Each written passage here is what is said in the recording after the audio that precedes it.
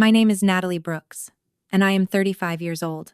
3 days before my older brother's wedding, I drove 6 hours through mountain rain to my lake house, hoping for one quiet weekend before returning to Portland. Instead, I found white chairs lined across my lawn, pink roses tied to my dock, and a wooden sign by the driveway that read, "Welcome to Ethan and Brielle's wedding weekend."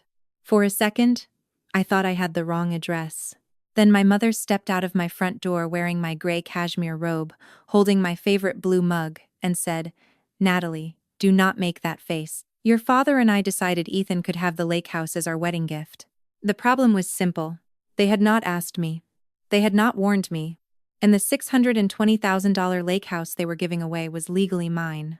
So I smiled, put my suitcase back in the trunk, and called a locksmith. Before sunset, every lock on that property was changed. Before midnight, my entire family was calling me selfish, cruel, jealous, and unstable. But what they did not know was that the lake house was only the first thing I was about to take back. Before I tell you how my brother's dream wedding collapsed before a single glass of champagne was poured, let me know where you are watching from in the comments below. And if you believe entitled family members deserve a painful lesson, hit like and subscribe. I grew up in a family where love always came with a receipt, but only when I was the one receiving it. My mother, Diane Brooks, believed families had roles. Ethan was the golden son. My father, Martin, was the quiet man who nodded at whatever made Diane happy. I was the reliable daughter, the one expected to fix problems, pay bills, remember birthdays, send money, stay quiet, and never ask why. Ethan was 38, handsome, in the careless way of men who have never faced consequences. He changed careers every 2 years, borrowed money like breathing, and called every failure a reset. When he crashed a business, my parents called him brave. When I bought my first condo at 29, they called me materialistic. The lake house had belonged to my grandfather, Arthur. It sat on 6 wooded acres beside Lake Ellery, with cedar walls, a stone fireplace, a private dock, and a view so peaceful it could make your chest hurt. My grandfather left it to my mother and uncle together, but after he died, nobody wanted the responsibility. The roof leaked, the deck sagged. Taxes were overdue. There was an old loan attached to the property, and the county had already sent a warning notice. My mother cried to me over the phone and said, "Your grandfather would be devastated if strangers took it." I was 28 then, working brutal weeks as a real estate asset manager. I understood mortgages, liens, property taxes, insurance claims, and probate. I told my parents I would help if everything was done legally. So I paid the back taxes. I paid off the loan. I bought my uncle's half interest when he wanted out. I repaired the roof, rewired the kitchen, replaced the septic system, rebuilt the dock, insured the property, and transferred the title into my name with everyone's written consent. My mother signed the paperwork. My father signed as witness. Ethan signed a statement saying he had no financial interest in the property. Everyone knew. But after the house was beautiful again, they started calling it our family lake house. At first, I ignored it. That was my mistake. Weak people think silence is permission, and entitled people think generosity is ownership. For 5 years, I let them use the house for holidays, birthdays, fishing weekends, and summer barbecues. I only had 2 rules. Ask first, and respect the property. Ethan broke both rules constantly. He left wet towels on antique chairs, let friends drink on the dock, clogged the plumbing, and once left the back door unlocked for an entire week. When I complained, my mother said, "Natalie, stop acting like a landlord. This is family."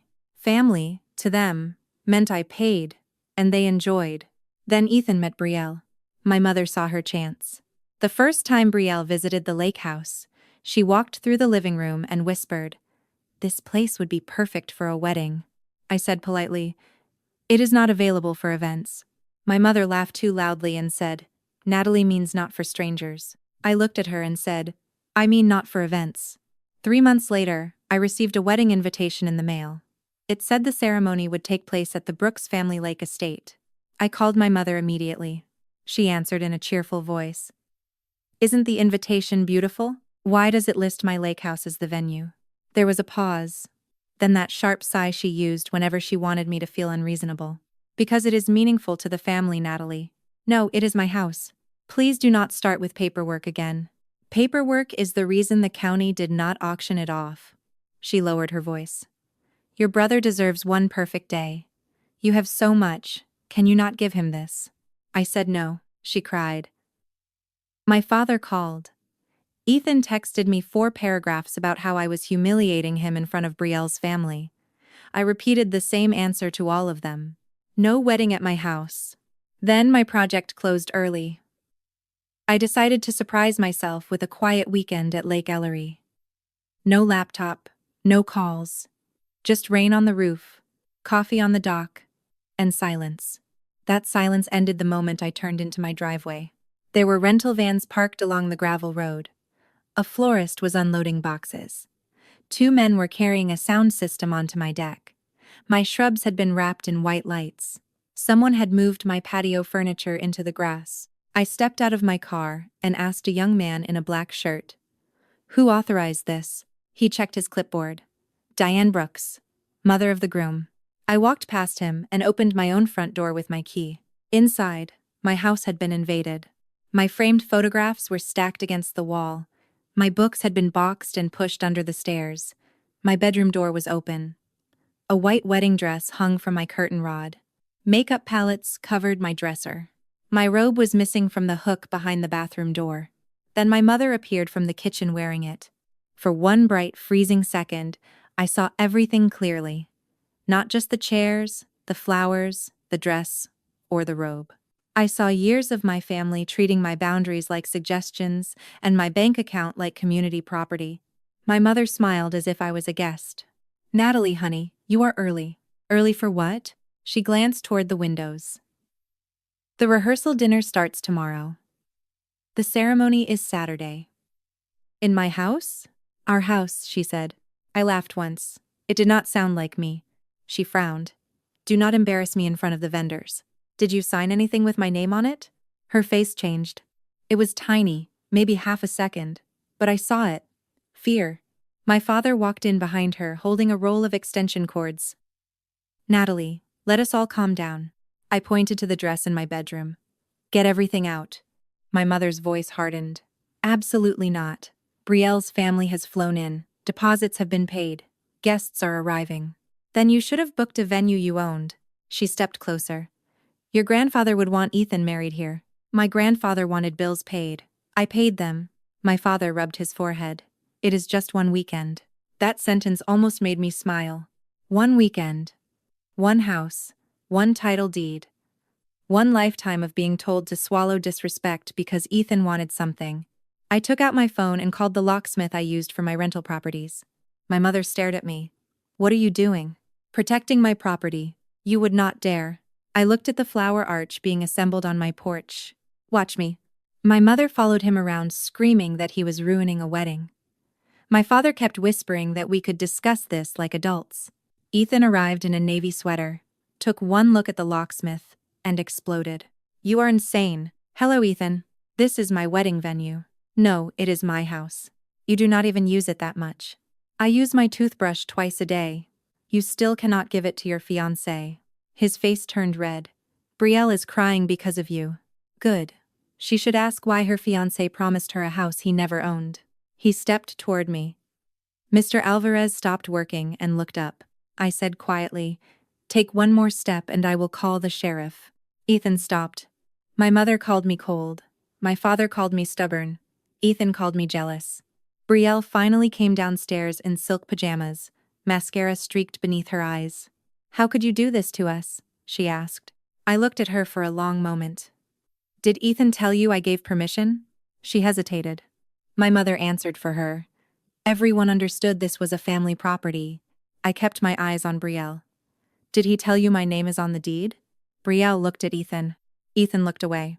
That was the first crack. At 7:15, I locked the gate behind the last rental van. Then my phone started vibrating. The family group chat turned into a dumpster fire. My mother wrote, "You just destroyed your brother's future." My father wrote, "Please reconsider before this becomes permanent." Ethan wrote, "You have always hated me because I got the life you wanted." Aunt Laurel wrote, "Your grandfather would be ashamed." Brielle wrote privately, "My family is here. You owe us an explanation." I typed one message into the group chat. I know exactly what I did. By tomorrow morning, so will everyone else. Then I turned off notifications. I did not sleep that night. Not because I felt guilty, but because something about my mother's face when I asked about signatures would not leave me alone. At midnight, I opened my laptop at the kitchen table and started digging.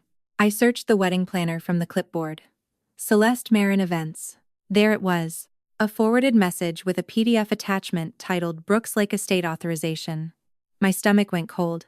Someone had scanned the first page of my deed, removed my name from the ownership line, and replaced it with Diane and Martin Brooks. It was not sophisticated. The font was wrong. The spacing was uneven. But to a florist or caterer, it looked official enough. Attached beneath it was a signed statement giving Celeste Marin Events permission to use the property from Thursday through Sunday. The signature at the bottom said Natalie Brooks. I had not signed it. I downloaded everything. Then I checked the metadata. The PDF had been created on my mother's home computer. At 1:20 in the morning, I found the vendor invoice folder. $38,000 in deposits. $12,000 for catering, $6,000 for flowers, $9,000 for rentals, $4,000 for lighting, $7,000 for photography and video, all under the venue name Brooks Family Lake Estate.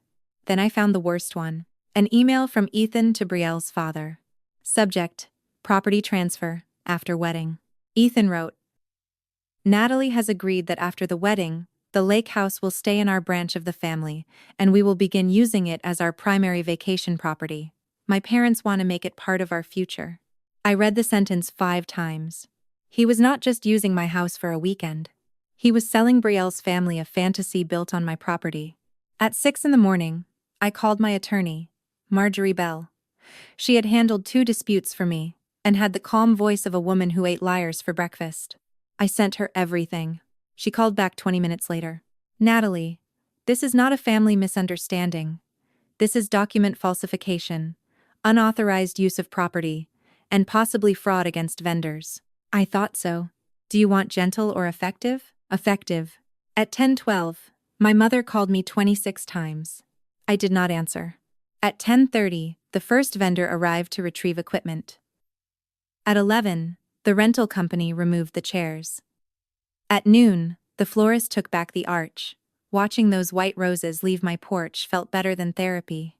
At 1:15, 3 cars pulled up outside my gate. My parents got out first. Ethan followed, furious and pale. Brielle came with her parents, Victor and Helena Sloan.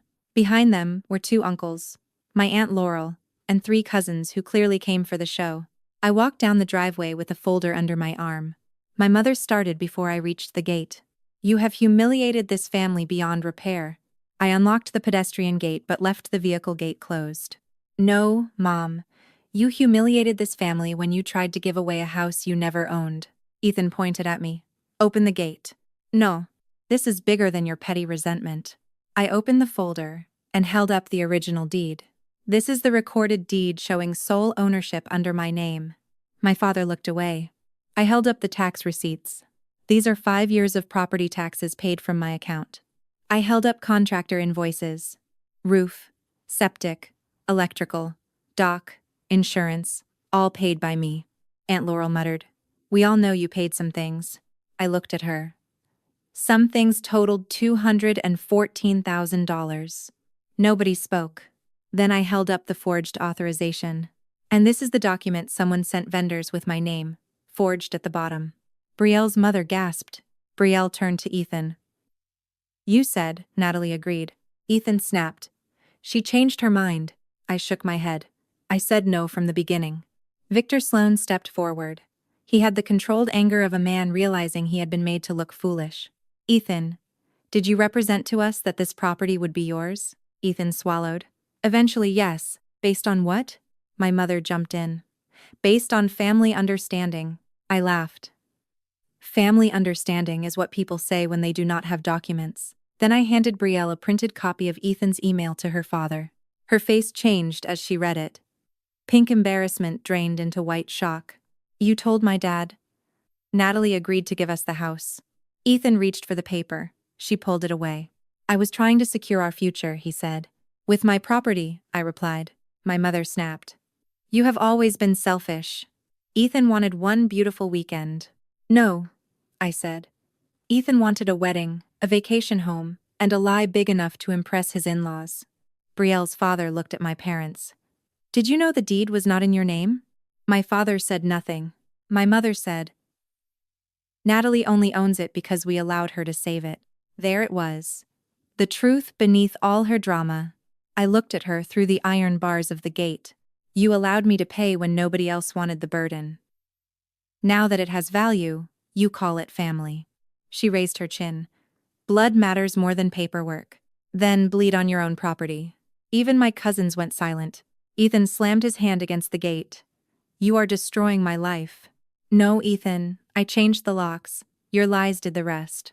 Brielle removed her engagement ring. It was not dramatic. No screaming. No movie slap. She simply pulled it off, looked at it, and handed it to him. I need to think, she said. Ethan stared at the ring like it was a dead bird. My mother began crying, but by then nobody was watching her. The wedding did not happen. Then I took back the second thing. 3 years earlier, Ethan had nearly drowned in credit card debt after a failed cryptocurrency scheme. My parents begged me to help him avoid a lawsuit. I paid $46,000 directly to creditors under a repayment agreement Ethan signed and then ignored. I had not enforced it because I was tired. I was not tired anymore. Then I took back the third thing. The SUV Ethan drove was financed under my name because his credit was trash and my parents promised he would make payments. He missed 9 of them. I paid everyone to protect my credit. So I reported the vehicle for voluntary repossession and gave the lender its location. 2 days later, Ethan called me from a grocery store parking lot, screaming that his car was gone. I said, it was never your car. It was my credit score with tires. He called me a monster. Maybe monsters keep receipts. My mother spent the next month trying to rewrite reality. She told relatives, I had ruined a wedding out of jealousy. Then Marjorie sent the forged document to anyone who repeated that lie publicly. The gossip stopped quickly. My father sent one text. I wish things had been handled differently. I replied. Me too. You could have told the truth. He never answered. 6 weeks later, Brielle emailed me. She apologized. She said she had ended the engagement after discovering Ethan had also lied about his debts, his income, and the SUV. She admitted she wanted the pretty story so badly that she ignored red flags. I respected the honesty. I did not reply for 3 days. Then I wrote, I hope your next future is built on something real. The lawsuit settled before trial. My parents paid for repairs to the lawn, dock scratches, cleaning, legal fees, and the locksmith. Ethan agreed to a repayment schedule for the $46,000. Whether he followed it was another matter, but now there was a judgment waiting if he did not. As for the lake house, I changed more than the locks. The first weekend after everything ended, I drove back alone. There were no chairs on the lawn, no roses on the dock, no strangers in my kitchen. My robe was gone, so I bought a new one, softer and warmer than the old one. I made coffee in my blue mug, sat on the dock, and watched fog lift from the lake. For the first time in years, the house felt quiet in the right way. At noon, my mother texted, You tore this family apart. I looked at the message for a long time. Then I deleted it. Because I did not tear my family apart. I only stopped paying to hold together people who saw me as a door they could walk through, a wallet they could empty, and a name they could forge. Some families do not want your love. They want your silence, your money, and your keys. And the day you take all 3 back, they call it betrayal. I call it freedom.